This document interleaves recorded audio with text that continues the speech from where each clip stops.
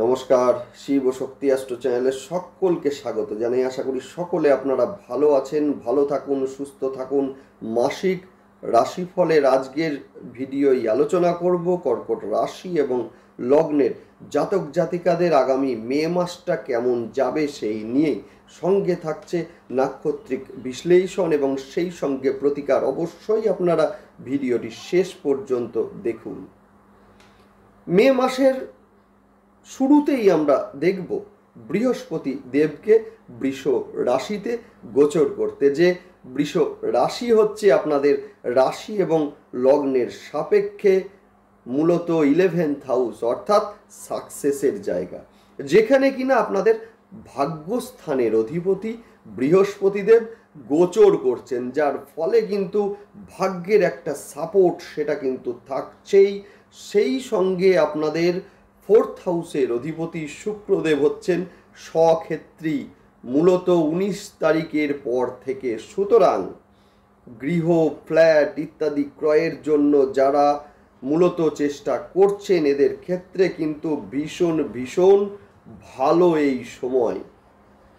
সেই সঙ্গে বলবো কর্মের যে উন্নতি, সেই সঙ্গে মূলত কর্মের প্রাপ্তি, সেটাও কিন্তু এই সময়ে লক্ষ্য করব।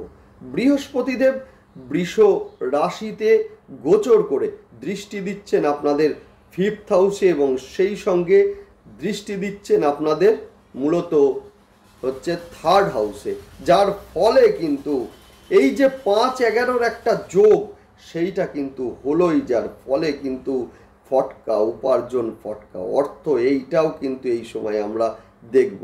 যাই হোক, শুরু করছি বিস্তারিত যে আলোচনা সেটাতে, এবং সেই সঙ্গে সকলকে অনুরোধ করব অবশ্যই আপনারা চ্যানেলটিকে সাবস্ক্রাইব অবশ্যই আপনারা করবেন। দেখুন, গ্রহের গোচর সেটা স্বল্প সময়ের জন্যই হোক বা দীর্ঘ সময়ের জন্যই হোক, যার ইম্প্যাক্ট, যার একটা প্রভাব সেটা কিন্তু আমাদের জীবনে পড়েই। সেই সঙ্গে যে কোনো সিদ্ধান্ত নেওয়ার জন্য গ্রহের গোচর সেটা কিন্তু ভীষণ ভীষণ গুরুত্বপূর্ণ।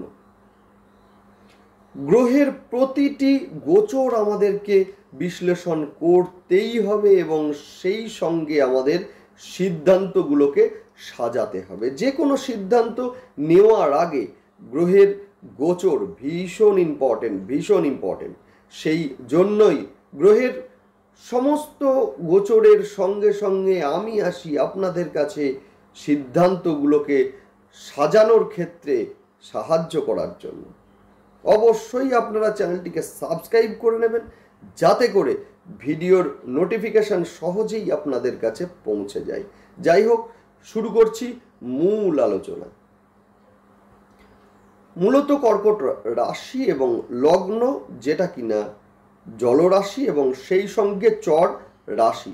জলরাশি হলেও মূলত দেখব যে কর্কটের জল কিন্তু প্রবাহমান জল, অর্থাৎ এরা যথেষ্ট রোম্যান্টিক হয়ে থাকে, যথেষ্ট ভ্রমণ প্রিয় হয়ে থাকে। যে কোনো পরিবেশে নিজেদেরকে মানিয়ে নেওয়ার একটা ক্ষমতা সেটা কিন্তু কর্কট রাশি এবং লগ্নের জাতক জাতিকাদের মধ্যে থাকেই। সেই সঙ্গে মূলত চন্দ্রের রাশি হওয়ার কারণে কিন্তু যথেষ্ট প্রাণ খোলা এরা। যদি নেডাল চার্টে চন্দ্র ভালো অবস্থায় বা শুভ অবস্থায় থাকে, তো এরা ভীষণ হাসি খুশি, বন্ধু প্রিয় এবং ভোজন রসিক হয়ে থাকে।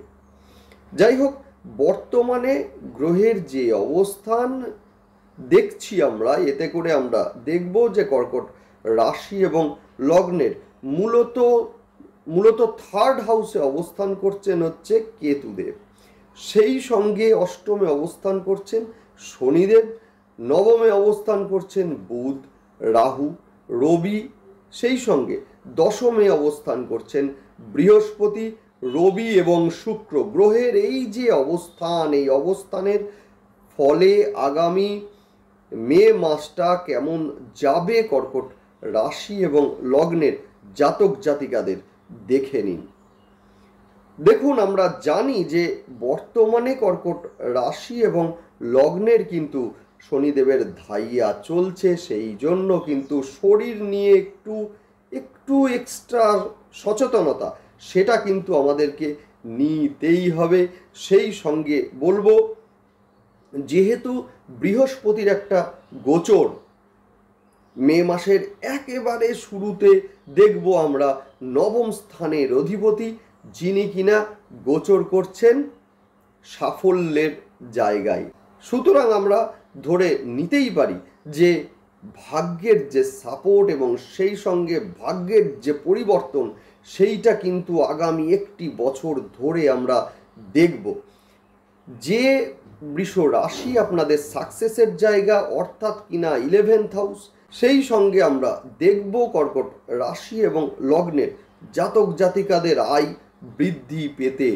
সেই সঙ্গে আমরা দেখব আপনাদের একাদশ স্থানের অধিপতি এবং 4th হাউসের অধিপতি শুক্রদেব, যিনি কিনা 19 তারিখে বৃষ রাশিতে অর্থাৎ কিনা নিজের রাশিতে গোচর করবেন, যার ফলে কিন্তু গৃহ যোগ এই সময়ে হচ্ছে। যারা গৃহ ক্রয় করতে চাইছেন বা জমি বা ফ্ল্যাট ইত্যাদি কিনতে চাইছেন, এদের ক্ষেত্রে কিন্তু অবশ্যই সময়টা ভীষণ ভীষণ শুভ। সেই সঙ্গে দীর্ঘদিনের আটকে থাকা কোনো টাকা, সেইটাও কিন্তু এই সময়ে পাওয়ার একটা সম্ভাবনা আছে। শিক্ষার্থীদের ক্ষেত্রে এই সময় ভীষণ শুভ, কর্মে উন্নতি বা কর্মে যে প্রমোশন সেইটাও এই সময়ে রয়েছে। তবে নতুন চাকরির ক্ষেত্রে কিছুটা বাধা আছে, ইন্টারভিউর ক্ষেত্রে বাধা থাকলেও একাদশে বৃহস্পতি সেই বাধাকে অনেকটাই কিন্তু কাটিয়ে সাফল্যের জায়গায় নিয়ে যাবে আপনাদের। এই সময়ে কিন্তু কালো জামা বা কালো পোশাক ইত্যাদি পরে ইন্টারভিউতে আপনারা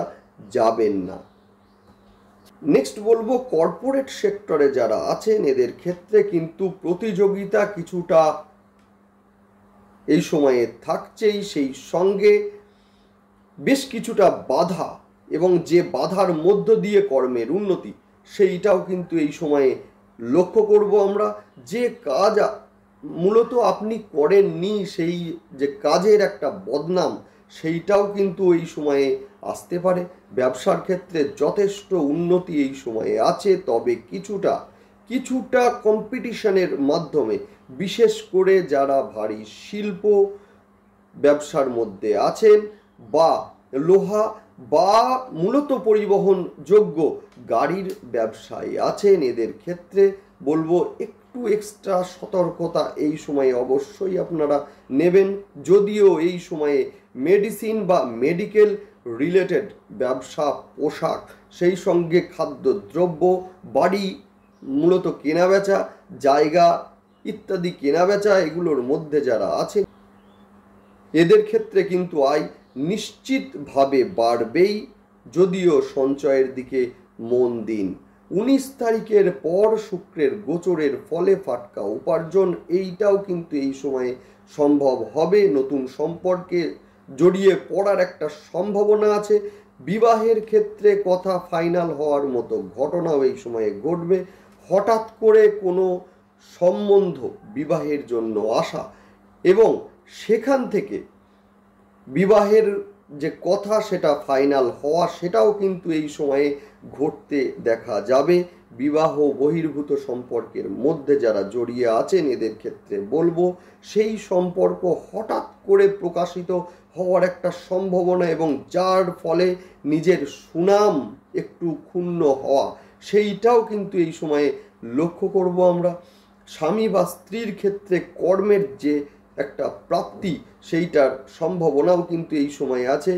ডিভোর্সের জায়গায় যারা আছেন মূলত এদের ক্ষেত্রে বলবো সমস্যা কিছুটা বাড়বে। মন এই সময়ে দ্বিধা বিভক্ত হতে পারে, যেমন ডিভোর্স হবে কি না এই নিয়ে একটা দোটানা মূলত এইটাও কিন্তু এই সময়ে আসবে। সন্তান প্রাপ্তির ক্ষেত্রে ভীষণ ভালো সময় এটা। সন্তানের শিক্ষার ক্ষেত্রে এই সময় যথেষ্ট ভালো। তবে শিক্ষার জন্য বা মূলত কর্মের জন্য যারা বিদেশে থাকতে চাইছেন এদের ক্ষেত্রে কিছুটা সমস্যা আসতে পারে। বিদেশে যারা আছেন অবশ্যই আপনারা সাবধানে থাকুন। সেই সঙ্গে পুরাতন শত্রুতা এই সময়ে আবার জেগে ওঠার একটা সম্ভাবনা সেটাও কিন্তু আছে। কমিউনিকেশনের ক্ষেত্রে যারা সমস্যায় ছিলেন বৃহস্পতির দৃষ্টির ফলে সেই সমস্যা মূলত অনেকটাই এবারে কাটবে। রাজনৈতিক দিক থেকেও এই সময়টা কিন্তু ভীষণ শুভ। নেক্সট আসবো নাক্ষত্রিক বিশ্লেষণে। মূলত পুনর্বসু নক্ষত্রের জাতক জাতিকাদের দেখব পেট, লিভার ইত্যাদির সমস্যা মূলত এই সময়ে আসতে পারে। অর্থ প্রাপ্তি এই সময়ে লক্ষণীয়। হঠকারী সিদ্ধান্ত নেওয়া থেকে বিরত থাকুন। এই সময়ে বেশ কিছুটা প্রতারিত হওয়ার সম্ভাবনা সেটাও কিন্তু আছে। পুষ্যা নক্ষত্রের জাতক জাতিকাদের দেখব কাজের একটা প্রেশার এই সময়ে বাড়তে পারে। ফাটকা উপার্জনের পথে না গিয়ে মূলত কর্মকে ভিত্তি করুন। এই জন্যেই বলছি কি, মূলত এই সময়ে ফাটকা উপার্জনের পথে গিয়ে অর্থহানির একটা সম্ভাবনা সেটাও কিন্তু এই সময়ে আছে। সেই সঙ্গে পায়ে চোট লাগার একটা সম্ভাবনা সেটা কিন্তু আছে। গুরুজনদের শরীর নিয়ে একটা চিন্তা সেইটা এই সময়ে বাড়তে পারে। নেক্সট আলোচনা করব অশ্লেষা নক্ষত্রের জাতক জাতিকাদের। নতুন কর্মের প্রাপ্তির একটা সম্ভাবনা আছে। সেই সঙ্গে ফাটকা অর্থ প্রাপ্তির যোগ ভীষণ ভালো। কোনো পুরাতন সম্পর্কের মাধ্যমে এই সময়ে লাভবান হবেন। সেই সঙ্গে বলবো হঠাৎ করে অর্থের ক্ষতি সেইটাও কিন্তু এই সময়ে হওয়ার সম্ভাবনা আছে। তাই হঠাৎ করে কোথাও অর্থ বিনিয়োগের ক্ষেত্রে যথেষ্ট ভাবুন। মায়ের শরীর নিয়ে চিন্তা এই সময়ে বাড়তে পারে। নেক্সট আলোচনা করব প্রতিকার নিয়ে। যাদের ন্যাটাল চার্টে চন্দ্র, বৃহস্পতি, শুক্র এবং সেই সঙ্গে শনিদেব শত্রু গৃহগত আছেন, নিচস্থ আছেন, মূলত এদের ক্ষেত্রে বলবো যে সোমবার এবং শনিবার দুধ দিয়ে রুদ্রাভিষেক অবশ্যই আপনারা করুন। যেহেতু চন্দ্র নির্দেশ করে দুধকে, দুধ দিয়ে রুদ্রাভিষেক অবশ্যই আপনারা এই সময়ে করুন। সেই সঙ্গে পূর্ব দিকে পাখিদের খাওয়ার জন্য জল দিন। যে কোনো মূলত পরিষ্কার পাত্রে বৃহস্পতিবারের দিন স্নানের জলে হলুদ দিয়ে, সামান্য একটু কাঁচা হলুদ দিয়ে স্নান করুন, ভালো রেজাল্ট আপনারা পাবেন। সেই সঙ্গে বলবো কেশর আর সেই সঙ্গে হলুদ মিশিয়ে মূলত কানের পেছন দিকে দিন, যথেষ্ট ভালো রেজাল্ট আপনারা এই সময়ে পাবেন। যাই হোক, ভালো থাকুন, সুস্থ থাকুন এবং সেই সঙ্গে অবশ্যই আপনারা সাবস্ক্রাইব করে নেবেন কিন্তু চ্যানেলটি। যাই হোক, দেখতে থাকুন। নমস্কার।